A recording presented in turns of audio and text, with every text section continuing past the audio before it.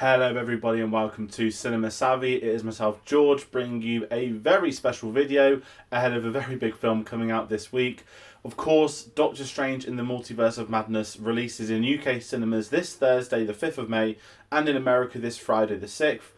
And there's a lot of hype heading into this film. We're all very excited for this, the return of Sam Raimi, amongst many other things, the future of Marvel, all that kind of stuff. And I must say a very different video.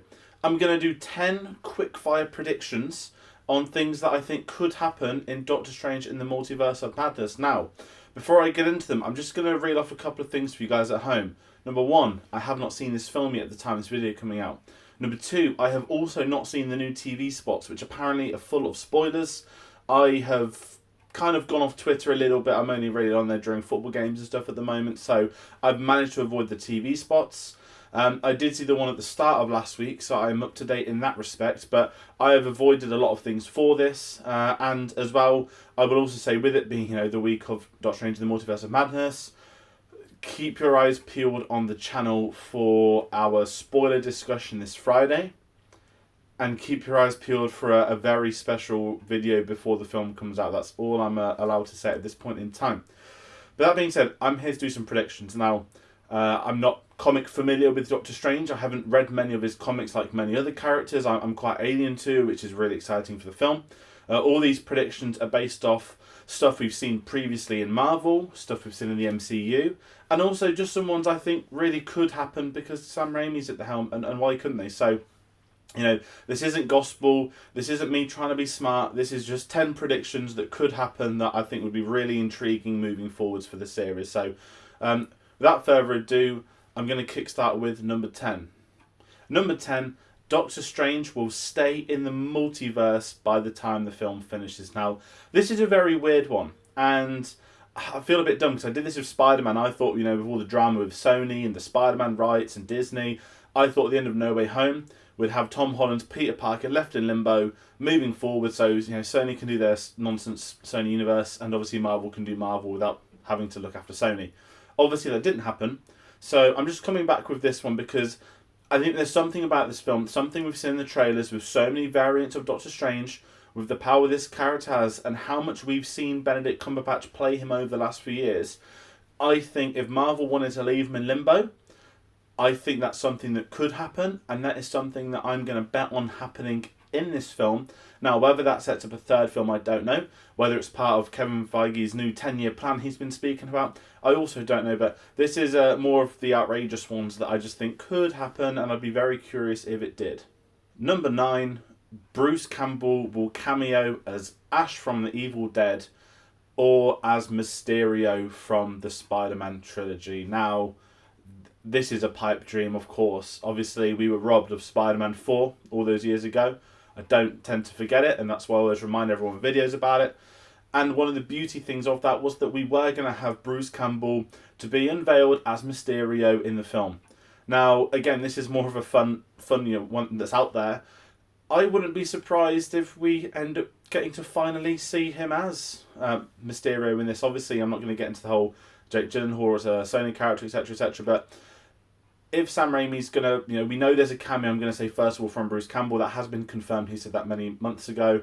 If there's a cameo from him, I think it could be as a Mysterio, or because we're getting Zombie Strange, I don't think we'd get Ash outright, but if there was a chance for them to put Ash from Evil Dead in this, I think this is the film to do it, and not necessarily with the Doctor Strange zombie, but it'd be very fun for them to do it, and a fun one at that, which I think will satisfy a lot of fans and just be a little bit more meta, which everyone wants from this film. Number 8, Danny Elfman will have the best MCU score. Now, this is a very fascinating one. I'm not going to sit here and slag off all the Marvel soundtracks.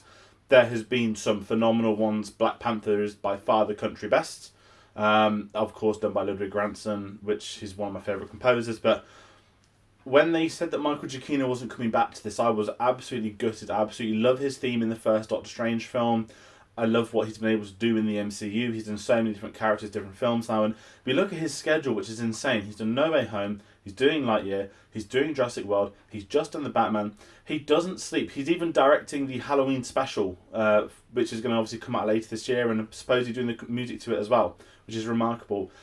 And to bring in Danny Elfman. Obviously, again, I know Danny Elfman has worked with Sam Raimi in the past, and I'm looking down those Spider-Man lenses again. They are one of my favourite soundtracks, but I think if Danny Elfman's going to come on board for this, it's going to be special. And to not have Michael Giacchino makes me think there is just going to be something about this soundtrack that is going to be like nothing we've heard before in the MCU.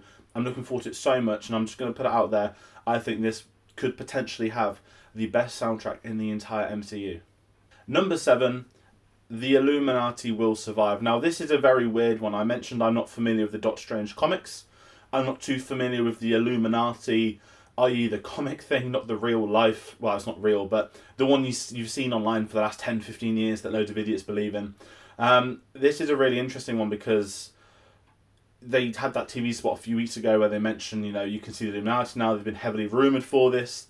The variation of the Illuminati is obviously heavily in discussion. We can all assume Patrick Stewart will be part of it, but are we going to get some other familiar faces or some new faces? There's so many different variables what's going to happen, but no one seems to be speaking about the actual story. And this is what kind of annoys me with some of these kind of films, that I like to be ingrained in the story, and why are they going to be doing what they're going to be doing? Now, we'll find that out when we see the film for ourselves.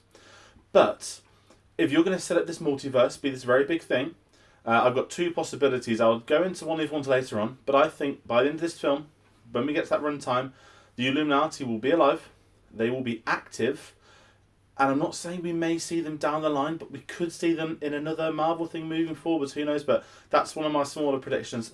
The Illuminati will survive this film, and they will have a purpose within the story of the film.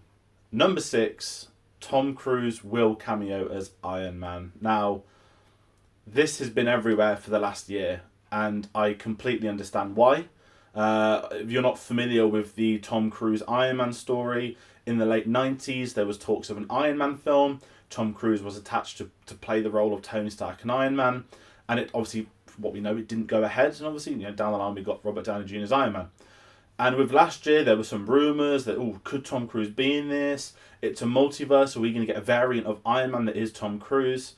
And I kind of laughed those off at the start. I thought, yeah, that's ridiculous, but it's a really cool nod to a real life thing that almost happened. But what switched my mind last year was when I saw that this film was obviously shooting in London. And when this film was shooting in London, so was Mission Impossible. And listen, they can fly anyone around the world, that's absolutely fine. But we know through, Secret Invasion, we're going to get Krennic and Cassian. And it's not uncommon for Daniel Craig going into Star Wars 7's a classic one, just because they were filming at the same studio. He got a role for a day. I think we are going to get Tom Cruise as Iron Man. Now, I don't know what it's going to be story-wise. I think it will just be an extended cameo, if that. And if you look at Tom Cruise's body of work, obviously we've got Top Gun coming out in a few weeks, which I'm very excited to nearer the time. But he has done cameos and other things, and the most famous one, obviously, is Tropic Thunder. And yes, it was a couple of scenes, and some might say it's more than a cameo, but listen, no one saw that coming. It's one of the funniest roles Tom Cruise ever had. And if he's going to be in Marvel, it has to be as this Iron Man variant. In this film, don't hang around, not signing a multi-picture contract, not trying to do a new Iron Man because they've not got Robert Downey Jr. This is, to me, a fun nod, wink, wink to what could have happened in the 90s. And you can also argue the fact that Tom Cruise looks the exact same now as the early 90s, which is also insane. But that is one of my other predictions. Number 5, no Spider-Man. I don't think this is a tough prediction, if I'm being honest. Obviously, Sam Raimi is doing this film. Obviously, we've had No Way Home, we've had the 3 Spider-Man, the 3 Peters, whatever you want to call them. And there's the obvious connection that the Raimi trilogy of Spider-Man films, the Holy Trinity, if you may, starring Tobey Maguire, who I'm wearing the t-shirt of today. This is a really interesting one where a lot of people have said, could we get the cameo from Tobey Maguire? Personally, I don't think we will. Now, I would love to see Tobey Maguire turn up in this film, just purely off the basis he'd be reunited with Sam Raimi. But I think that is too big a cameo. I think that would have leaked in the media by now. I think that is something impossible to keep quiet, to deal with Sony and what Sony will want people to do with it as well. I just can't see this one happening. As much as I would love to see it happen, and maybe it could happen, or maybe there could be some other roles, but I don't think we'll be getting a cameo from Spider-Man in Doctor Strange. It is a shame. I hope I'm proven wrong, and time will tell. Number 4, we will see the Guardians of the Multiverse. Now, if you're not familiar with the Guardians of the Multiverse, You obviously didn't watch What If last year, which is a series in which I struggled with some of it. I enjoyed a lot of it, but I struggled with some. And obviously it came together towards the end and they formed the Guardians of the Multiverse. And, you know, had obviously the variant Doctor Strange, which we think we're going to get in this film. We had Captain Carter. We had Black Panther, obviously played by Michael B. Jordan in that one. I forgot the character's name, that's really bad. Killmonger, sorry. And we had a few other characters all come together. We had Thor as well. And I kind of didn't really understand. I understood why, but I just didn't think, why is this being a series? Why is this being made canon? Why is this part of Phase 4? And as we've drawn closer to Doctor Strange, with that trailer of getting the other Doctor Strange, the villain one, I would love to see the guys of the Multiverse make an appearance. Now, I'm not going to sit here and say, oh, I want Chris Hemsworth to turn up, I want Peggy Carter to turn up, I want all these characters to turn up. It'd be cool, but I'm also wary that the Guardians of the Galaxy will be turning up as a supporting role in a film coming this July, obviously Thor. So the kind of prediction of this one is that we might see the crew, or we might see 2 or 3 of them, or something would have happened off screen between the end of season 1 and this. Now, what I will say as a core to this, I do not expect What If to be necessary viewing to watch this film. I know that Marvel's kind of recommended it, but Sam Raimi's done a fair few interviews recently about the lack of films he watched leading into Doctor Strange, which is magnificent in its own right. So, not a be-all and end-all, but if these are going to get done in live action, this is the film to do it, and it'll be a really great moment, but I don't think it'll impact the story. It'll just be to pluck 2 or 3 characters to put into a centre purpose in Doctor Strange. Number 3, we will get our first look at Kang the Conqueror. Now, this is a very interesting one. So obviously this week they have switched the release dates around and Ant-Man is coming out in February. The Marvels is going to come out next July instead. Obviously we know Ant-Man's going to have Kang in it. If you've seen obviously Loki season 1, it has a sort of cliffhanger ending. We know Loki season 2 is going to be filming in the next few weeks thanks to Streamer for that information. And there's various other news outlets in there.